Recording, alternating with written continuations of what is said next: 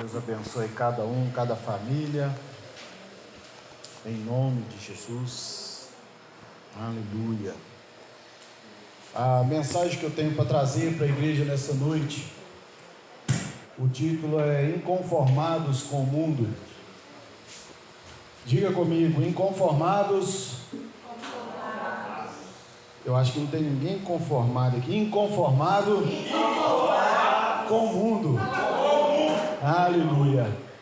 Quando nós falamos a respeito de inconformados com o mundo, eu preciso me atentar por alguns detalhes.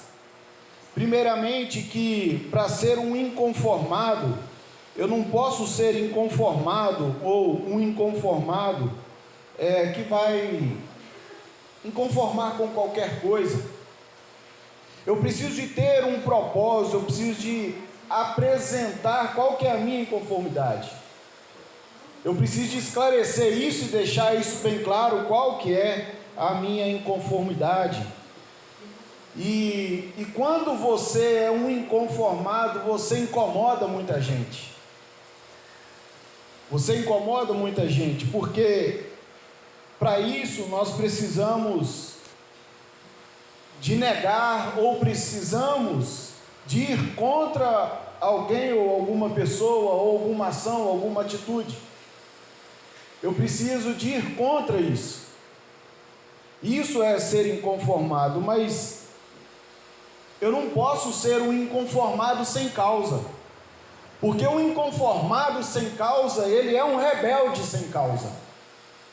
Eu preciso de ter alguma causa, eu preciso de ter algum valor por detrás disso, eu preciso de ter algum ensinamento por detrás disso, algo que me dê a base, algo que me dê clareza para falar sobre aquilo que eu estou inconformado. Mas tem aquelas pessoas que são inconformadas com tudo, ou seja, não conformam com nada. Tudo que você fala não aceita. Eu não concordo. Aí você fala uma outra coisa, eu não concordo. Você dá uma outra proposta, eu também não concordo. São pessoas negativas. São pessoas, não sei quem lembra de um filme que era, acho que um leão e uma preguiça e uma hiena, né? A hiena nunca ria. Não. Isso, um negócio assim. Isso, alguma coisa mais ou menos assim, um nome meio diferente. Ela fica, ó vida, ó céus. Ela não concordava com nada que o leão fazia. Era uma hiena que não ria. Ficava o tempo todo, ó vida, ó céus, ó azar, ainda tinha um azar também. A gente percebe que tem muitas pessoas assim ao nosso redor.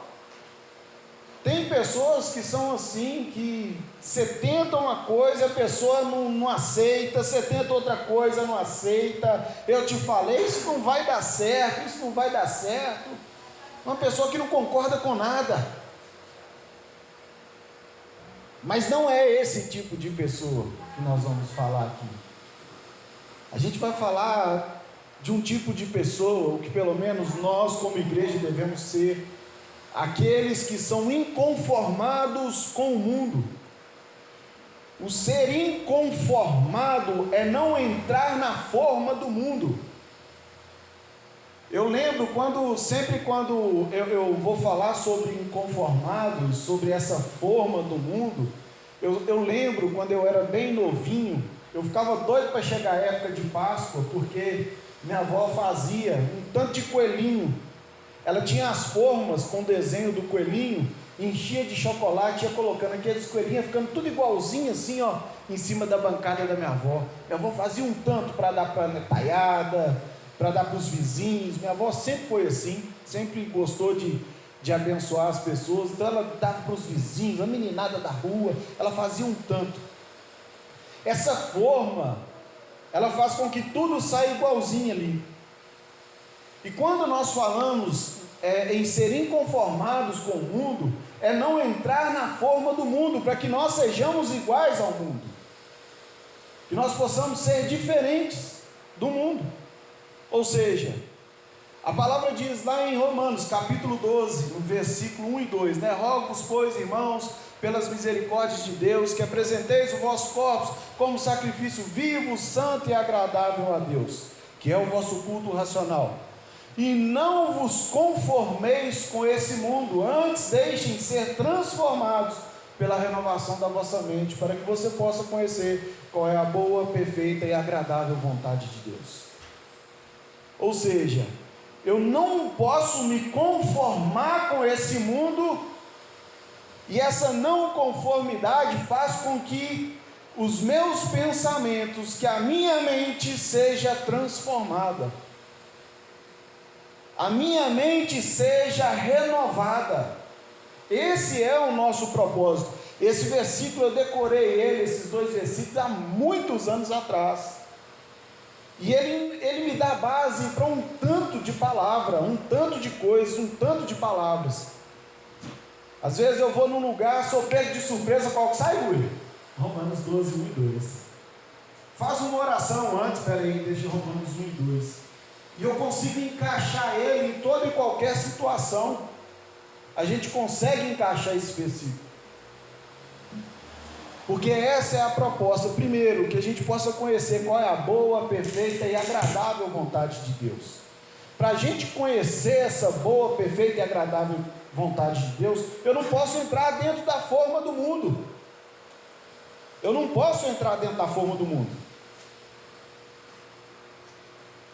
Vamos lá. Ser inconformado, então, significa dizer que você não usa essa forma do mundo. Agora, sinceramente, vamos raciocinar, né? Quando a Bíblia fala lá em Romanos 12 também, trazer um culto racional, ou seja, um culto com a capacidade de pensar e de raciocinar. Vamos raciocinar.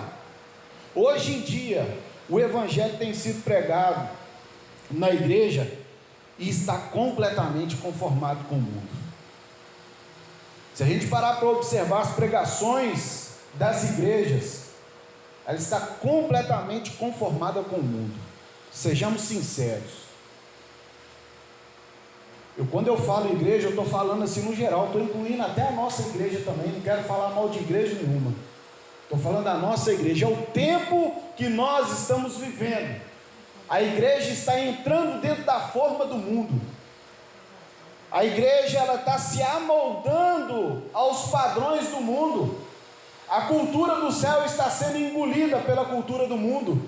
E o nosso propósito seria divulgar a cultura dos céus. Nós somos representantes. Nós somos embaixadores de Cristo. Um embaixador, ele representa a sua nação ou o seu reino em um lugar. Nós estamos aqui no mundo como embaixadores, como representantes do reino dos céus, e era para a gente conseguir pelo menos divulgar esse evangelho que foi implantado aqui por Jesus Cristo. Porém, nós estamos deixando os padrões do mundo engolir. O evangelho ele tem sido engolido pelos padrões do mundo. Um evangelho que, no popular, numa palavra chula, um evangelho tabajara. Para quem lembra aquelas organizações tabajara, né? Um evangelho tabajara, do Socreço, né? Organizações tabajara, cheio de jargões evangélicos, jargões do evangelho. Todo mundo fala a mesma coisa, todo mundo repete a mesma coisa, cheio de decorebas, tudo decorado, só decoreba. Olha, a liturgia é essa, segue essa liturgia, fala nesse tom de voz, usa essa palavra e tem que falar isso. É um decoreba. Muitos dos pregadores que sobem no púlpito não pregam o que vivem, eles pregam o que pedem para pregar. Ele decora aquilo que ele tem que pregar e vai lá e prega. Decoreba, jargões evangélicos, jargões gospel, falácias, promessas falsas, fazem um tanto de promessas que não podem cumprir, que não cabe a eles cumprirem. 0% de inspiração, nada de revelação. E quando eu digo revelação, estou falando de uma palavra, ou seja, de algo que na Bíblia era coberto e que foi descoberto. Revelação é você pegar um texto bíblico e achar algo que ninguém nunca tinha achado, ninguém nunca pensou. Isso é revelação. Não é sair chutando balde, não. Olha, eu tô sentindo aqui que tem uma pessoa aqui que está precisando de dinheiro. Essa pessoa vem aqui na frente. Metade a grande maioria vem. Às vezes pegam umas faíscas assim no alto, uns sussurros no alto. Peguei. Aí chega lá no altar e pega e puf, solta aquilo ali. Não estou falando dessa revelação, estou falando dessa revelação aqui, ó, da palavra. É você conseguir ler, interpretar e colocar ela em prática. Qual que é a prática da Bíblia na minha vida? O que ela está falando comigo agora? Essa é a revelação. 0 de revelação, 0 de sabedoria e 0 de conhecimento. Por isso que as igrejas estão padecendo, porque está faltando conhecimento. Nada. Um dia nós iremos nos assustar, se é que nós já estamos tomando um choque de realidade, quando nos depararmos lá com João 16:33. Não é só ler, porque ler todo mundo já leu, eu tenho certeza. No mundo tereis aflições. Pois é. Vai falar, vou ter bom ano, eu vou ter aflição, mas vou ter bom ano. Mas quando chega a aflição, cadê o bom ânimo? Quando se depara com João 16:33, cadê aquela promessa que o pastor falou que ia acontecer? Cadê aquela promessa que lá na igreja falou que isso ia acontecer? Promessas falsas, falácia. É uma troca, querendo fazer uma troca de algo que ele não pode dar. É isso que tem acontecido. Ao contrário disso, a igreja prega que no mundo tereis fortunas. Não prega que no mundo tereis aflições. No mundo tereis fortunas. No mundo tereis prazeres sendo saciados. No mundo você terá tudo o que você quiser, em nome de Jesus Cristo. Amém. É assim ou não é? Faça isso e Deus vai te dar. Faça aquilo outro, seja fiel e Deus vai te dar aquilo outro. É só você fazer. Faça desse jeito aqui, Deus vai te dar. Vem cá, entrega isso aqui, Deus vai te dar aquilo outro, aquele negócio que você estava querendo. É só você vir aqui e fazer essa moeda de troca. É só você fazer isso. É isso que está sendo pregado. É isso. Hoje em dia a verdade, ela está precisando de ser mascarada pela ilusão, para ela ficar um pouco mais suportável. A verdade pura, as pessoas não estão suportando a verdade pura. Tem que colocar uma máscarazinha, tem que colocar um tempero ali, ó, da ilusão, para que as pessoas consigam engolir e suportar, senão ninguém engole. Se não colocar um pouquinho de açúcar ali, ninguém vai engolir a verdade, ninguém quer saber da verdade. É simples. Pregue a palavra de Deus, mas coloca um açúcarzinho, coloca um tempero ali para o pessoal, para ver se eles engolem, senão não vai engolir. Essa é a falácia que vem sendo pregada nos púlpitos das igrejas. As pessoas estão conformadas com o mundo, estão conformadas, a igreja ela deixou de ser uma instituição filantrópica, deixou de ser uma instituição para ser uma empresa.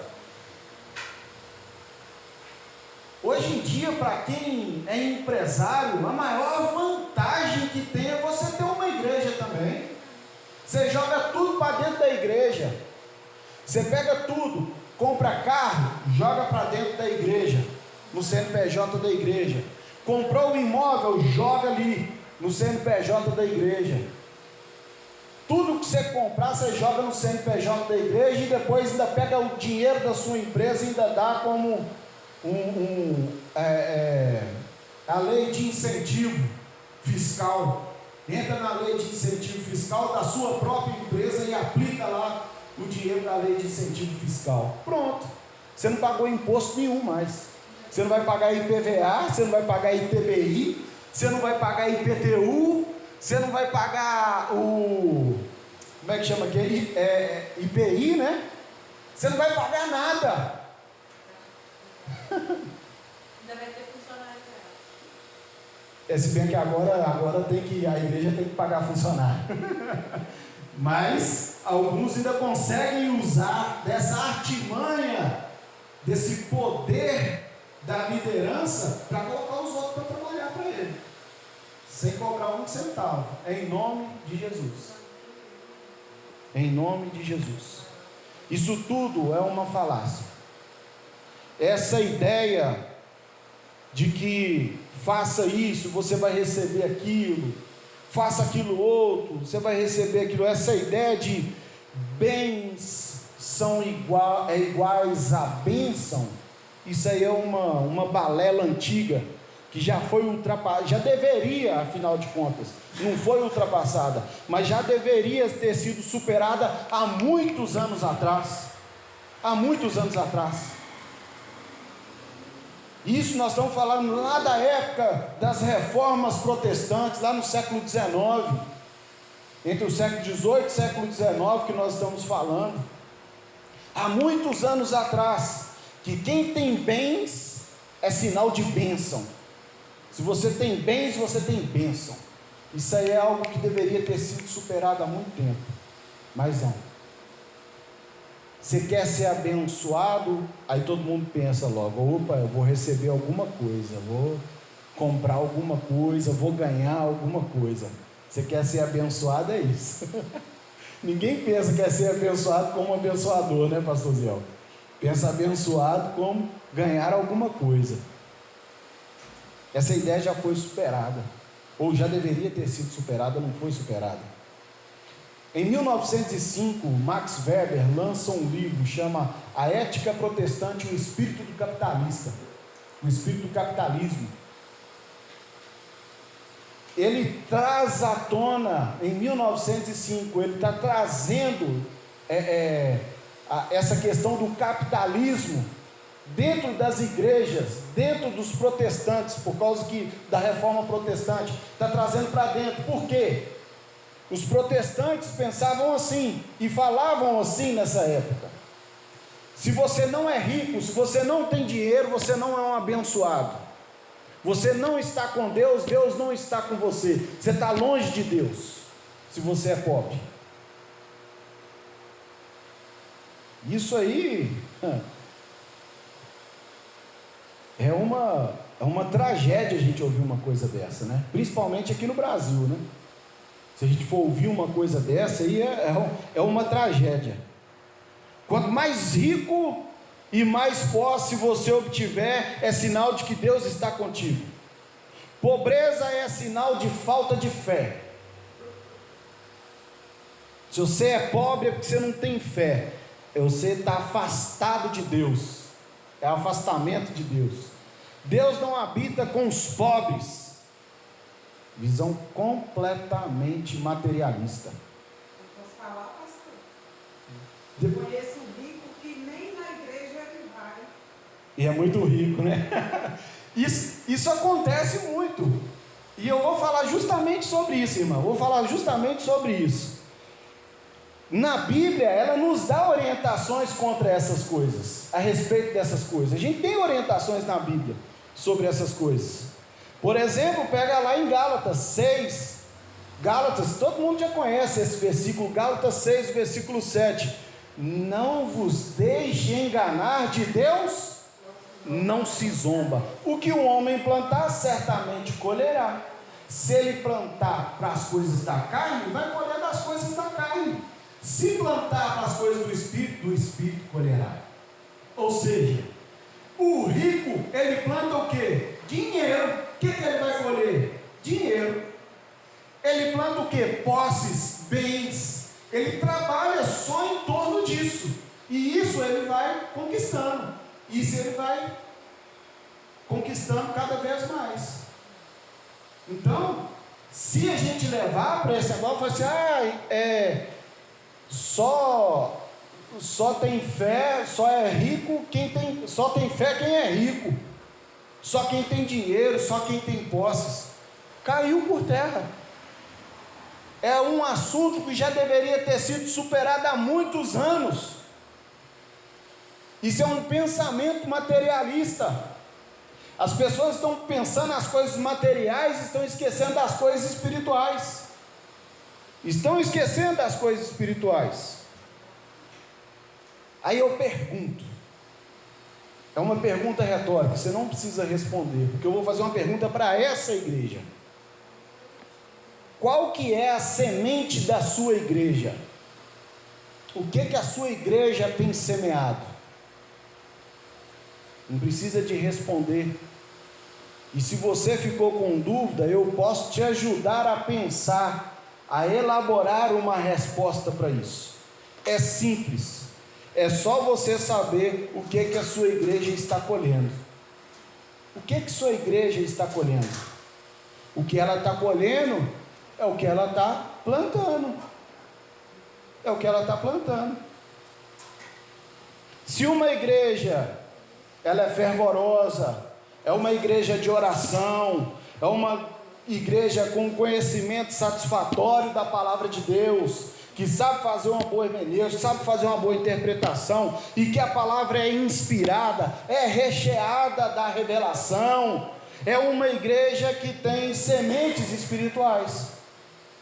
É uma igreja que tem sementes espirituais, que está semeando coisas espirituais, por isso ela está colhendo coisas espirituais.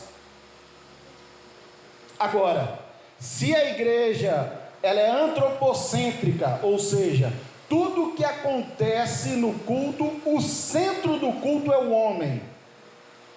Uma igreja que é antropocêntrica, que prega que Deus vai te dar dinheiro, que vai te dar carro, que vai te dar casa, utilizando técnicas de convencimento através de testemunhos e experiências pessoais, é uma igreja que tem sementes carnais. Com certeza, sementes carnais, porque o culto é antropocêntrico. Vem aqui e você vai ganhar um carro, vem aqui e você vai ganhar uma casa, Deus vai te dar uma casa, você vai ganhar uma empresa, vem aqui e você vai ter isso, você vai ter aquilo outro.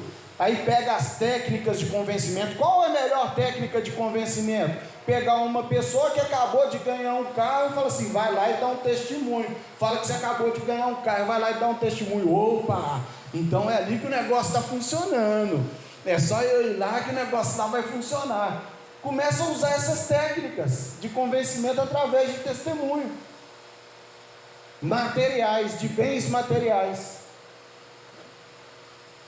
Ninguém quer dar oportunidade para alguém vir no púlpito e falar assim, hoje eu preguei para uma vida e essa pessoa se arrependeu, eu preguei e o Espírito Santo agiu na vida dessa pessoa. Ninguém quer dar um testemunho desse. Ninguém dá um testemunho desse. Mas aí não acaba não. Nós estávamos lá em Gálatas, no capítulo 6. Nós lemos lá o versículo 7, o versículo 8. Mas lá no versículo 12, lá de Gálatas, capítulo 6, Paulo vai falar sobre a circuncisão. Ele vai falar um pouco sobre a circuncisão, que era utilizada como uma forma de exteriorização da fé. Os mestres da lei, os escribas, os fariseus, os fariseus e os mestres da lei, eles exteriorizavam a sua fé através da circuncisão. E eles queriam exigir que os gentios, que agora Paulo estava trazendo para dentro da igreja, que esses também fossem circuncidados. Eles têm que ser circuncidados. precisam ser. Paulo, não, peraí, não tem disso não. Se você é, que você seja, aquele que não é, deixa ele escolher. Porque a circuncisão acontece aonde? No coração, diz Paulo. Circuncidado de coração. Ela vai acontecer lá no coração e não lá no prepúcio. Não, mas eles queriam convencer as pessoas e exteriorizar a sua fé através de uma circuncisão. Todos sabem o que é circuncisão, amém? Já, amém? Ou não? É cortar o prepúcio. Não sabe o que é o prepúcio? Pergunte a alguém em casa depois. Esse era um ato que os fariseus utilizavam para menosprezar os gentios, para menosprezar, para colocar eles numa categoria abaixo deles. Nós somos maiores porque somos circuncidados, vocês são menores, vocês nem circuncidados são. Então essa era uma forma dos fariseus menosprezar. Então nós podemos entender o seguinte, que a circuncisão que nós vamos ler aqui agora, ela funciona como uma aparência, é um exibicionismo, é as pessoas que queriam exibir a sua fé e batiam no peito: eu sou circuncidado, eu passei pela circuncisão. É onde as pessoas batiam, é um exibicionismo, é uma forma de mostrar. Aí Paulo vem falando, Gálatas 6, no mesmo versículo 12, no mesmo capítulo, versículo 12: os que desejam causar boa impressão exteriormente, tentando obrigá-los a se circuncidarem, agem desse modo apenas para não serem perseguidos por causa da cruz de Cristo. Porque falar que é circunciso, que é um incircunciso, é mais fácil do que o peso da cruz de Cristo. Porque para um cristão, a circuncisão não tem nada a ver. Quero ver você carregar as marcas de Cristo, quero ver você carregar o Evangelho de Cristo. Não, mas eu sou um circunciso, eu sou circuncidado, então eu não preciso de carregar o Evangelho. É uma forma de enganar, é uma forma de exteriorizar a sua fé, para não precisar de carregar a cruz de Cristo. Aquele que quiser vir após mim, pegue a sua cruz e me siga. Eles não queriam fazer isso. Era mais fácil falar que já tinha passado pelo ritual da circuncisão com 8 anos de idade. Eles nem lembram, mal lembram o que era a circuncisão. E quando, nem lembra se doeu ou se não doeu. Versículo 13: nem mesmo os que são circuncidados cumprem a lei. Querem, no entanto, que vocês sejam circuncidados, a fim de se gloriarem no corpo de vocês. Essas são as ofertas, gente. Essas são as ofertas. O exibicionismo. Olha, eu tenho isso, tenho aquilo e eu quero que vocês tenham também. Siga-me. E esquece da cruz de Cristo. A gente esquece da cruz de Cristo.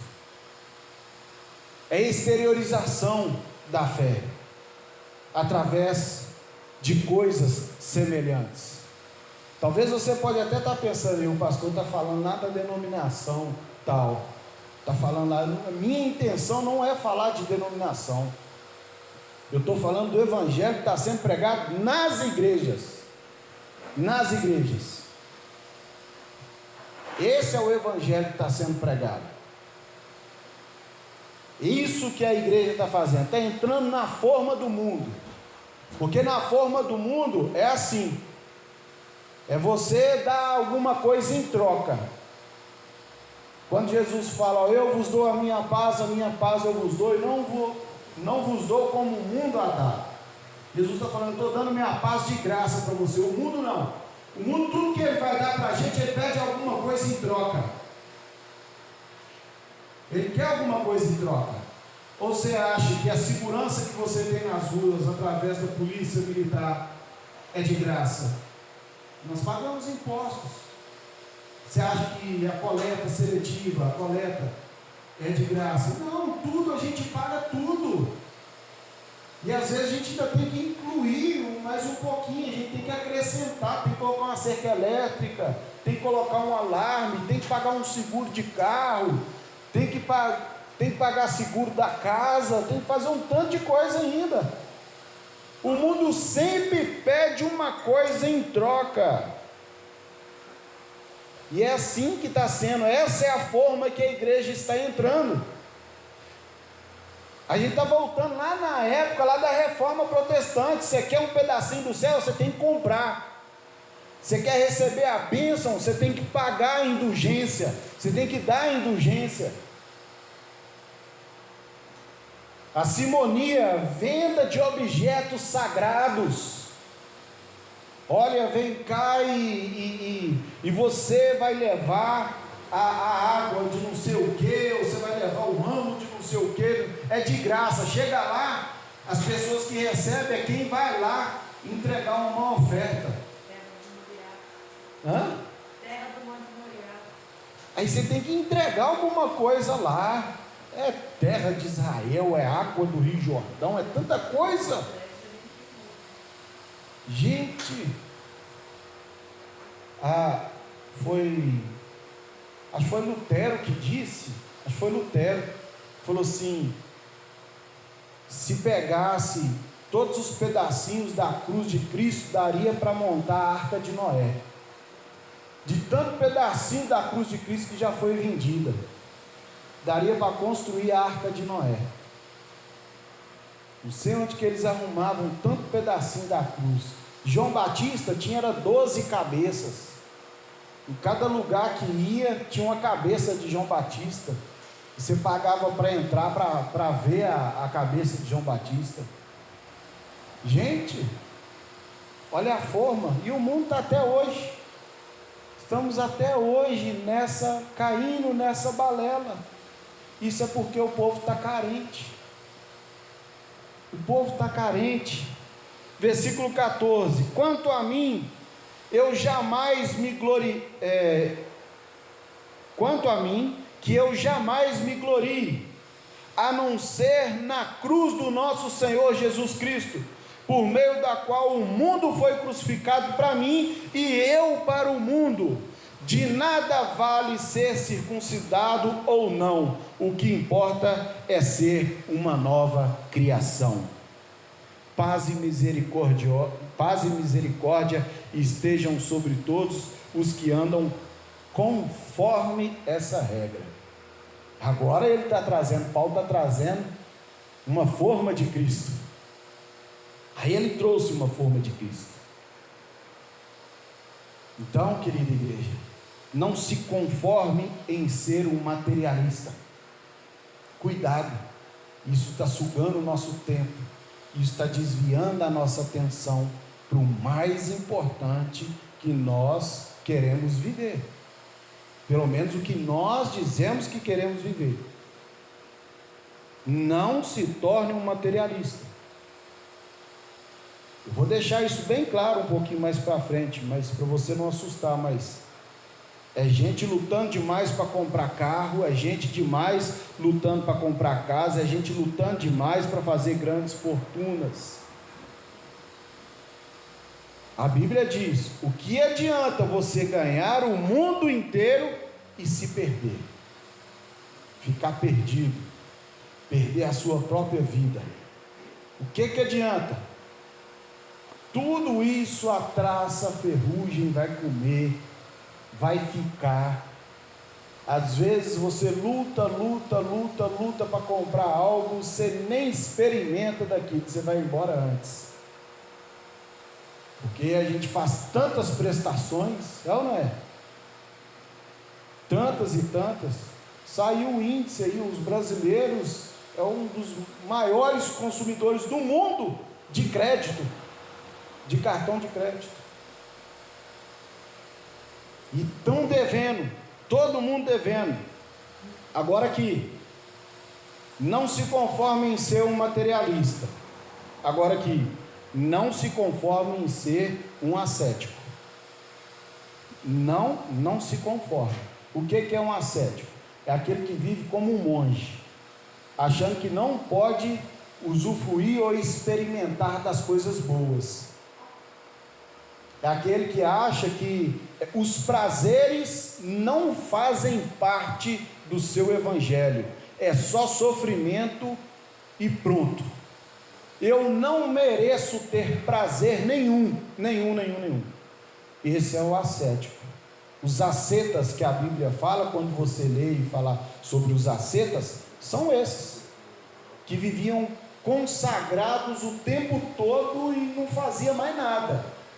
Eles não podiam sentir prazer nem em saborear uma comida, nem em saborear. Hoje eu estou a fim de comer um frango com quiabo. Não pode.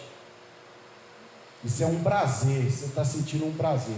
Também não podemos viver isso, porque nós precisamos de desfrutar também das coisas boas que o Senhor nos proporcionou, tudo aquilo que Ele criou e disse que é bom. Então a gente precisa de desfrutar também de coisas boas, da alegria. Um asceta não pode nem se alegrar, não pode se alegrar, porque já é a satisfação sendo exaltada, né? Sendo pregada, é a alegria. Não pode. Então você pode, a gente precisa sim de desfrutar das coisas boas, da alegria, do amor em todas as suas qualificações, do amor eros, do amor ágape, do amor filéu, né? Do estorge. Nós precisamos, olha para você ver, a gente pode sim desfrutar dessas coisas boas. Mas aí você fala assim, mas pastor, e aí então? Como é que eu faço? Eu não posso ser um materialista, eu não posso ser uma asceta. O que eu faço? O que eu faço? Você ser inconformado com o mundo significa você estar dentro da forma de Cristo. Então, entre na forma de Cristo. Perceba nos textos, veja como é Cristo. É claro que o mundo evoluiu muito depois de Cristo. Muitas coisas evoluíram e nós temos muito mais coisa. Carro que eles não faziam nem noção que teria um automóvel, né? Helicóptero, né? Tantas coisas. Acho que nem água eles imaginariam que ia ter tanta água. Em alguns lugares eles tinham bastante água, mas nem em todos os lugares. Se a gente pegar dos tempos bíblicos, olhe para Jesus, perceba, Gui, Jesus ele foi numa festa para comer e beber e se alegrar. Tanto que prova isso, que quando acabou o vinho, ele foi lá e multiplicou o vinho.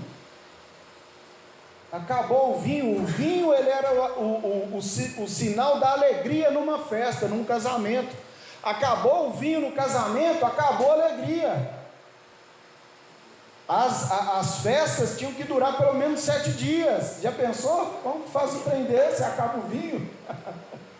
Jesus se alegrou. Então Jesus ele vai na festa, come e bebe, mas também foi num cortejo fúnebre, foi em túmulos também. Ao mesmo tempo que Jesus vai numa festa, comer e beber, ele também vai num túmulo, vai num velório, ele vai num cortejo fúnebre. Jesus, ele andou sobre o mar da Galileia, mas também andou no deserto. Ele andou no mar da Galileia, não, Pedro ficou louco, né? Eu quero andar também nesse negócio aí, como é que faço para me entrar nisso aí? Vem Pedro, vem cá e tal. Qual de nós aqui não gostaria de sair correndo assim, pastor, no meio das águas assim, sem afundar? Poxa, mas ele andou no deserto. Agora, quem gostaria de andar no deserto? Com fome, com sede, sem nada? Quem gostaria?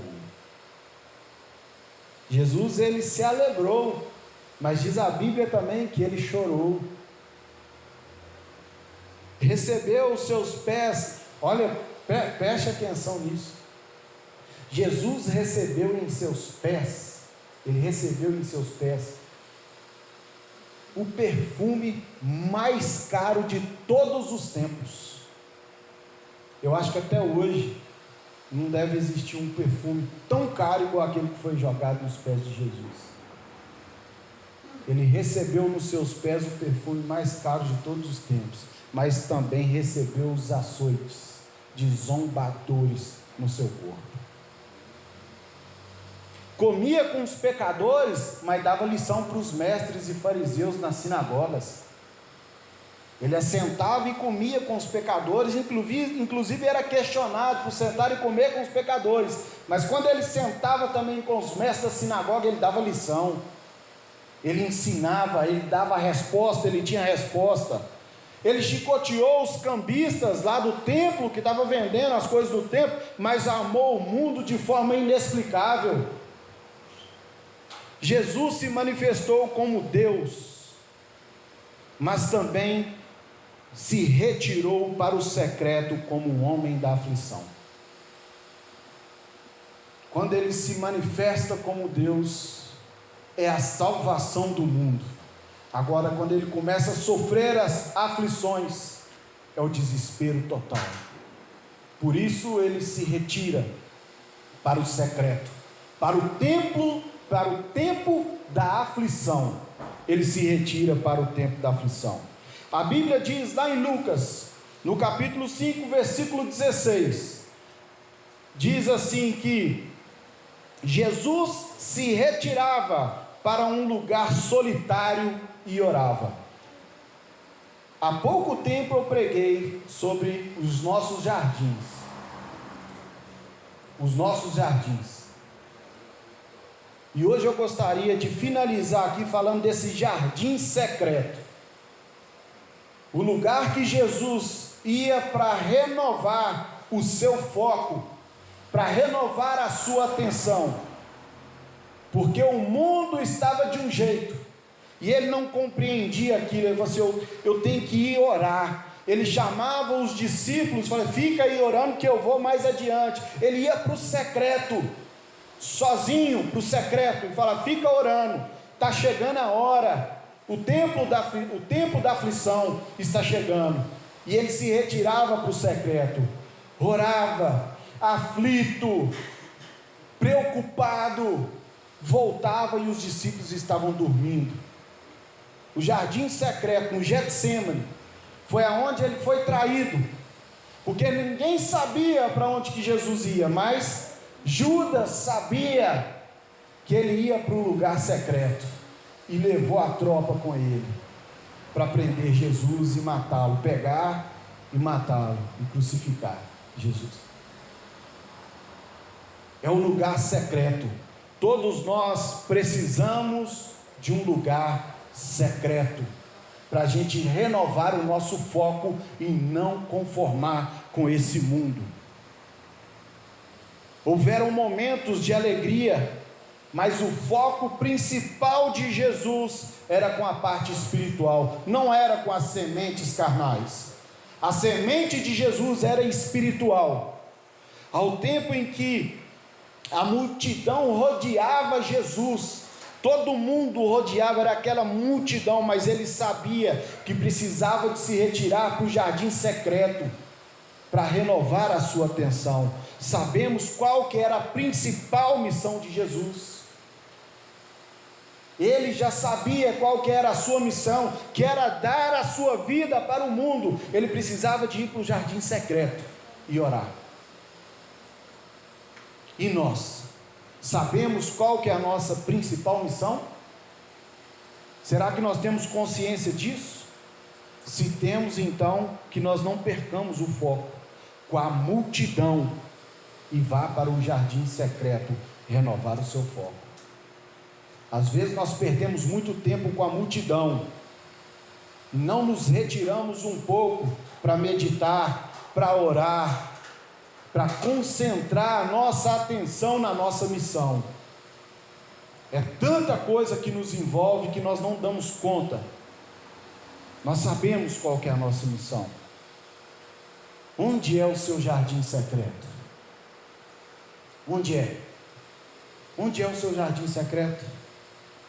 Infelizmente, eu posso dizer uma coisa, que na maioria das vezes, que não é na igreja.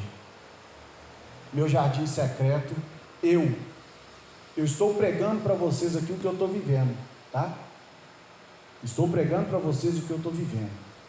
Eu sempre gosto de meditar na palavra e trazer a utilidade nela na minha vida. O que eu estou falando para vocês aqui é o que eu estou passando, é o que eu estou vivendo. Até então a gente vai se deixando se moldar e se conformar com o mundo. Chega uma hora que a gente tem que dar um basta. A gente não pode, eu tenho que inconformar com o mundo. Preciso sair do meio da multidão. Eu preciso de ir para um jardim secreto. Qual é o seu jardim secreto? O meu não é aqui na igreja, eu posso dizer. A maioria das vezes a igreja é lugar de destaque, é lugar de holofotes, é lugar de estrelas. A maioria das vezes as pessoas querem a atenção dentro da igreja, principalmente nós que pregamos e temos lugar no púlpito. E eu não consigo viver no secreto aqui. Muitas das vezes a igreja é lugar de julgamento, é lugar onde as pessoas ficam julgando as outras pessoas por causa dos erros que elas cometem, porque todos nós cometemos erros. Aí as pessoas começam a julgar as outras pessoas e cortar algumas coisas das pessoas. Fala assim, essa pessoa aqui não dá. É lugar de julgamento. Meu jardim secreto é onde apenas eu e Deus estamos conversando, sem intervenção de terceiros, sem nenhuma interferência de terceiros. Eu vou falar algo para vocês forte: nem a minha esposa eu deixo ela interferir. No meu jardim secreto, não. No meu jardim secreto é eu e Deus. É eu e Deus. Quem lembra do filme Quarto de Guerra sabe o que eu estou falando. É isso que a Bíblia nos orienta.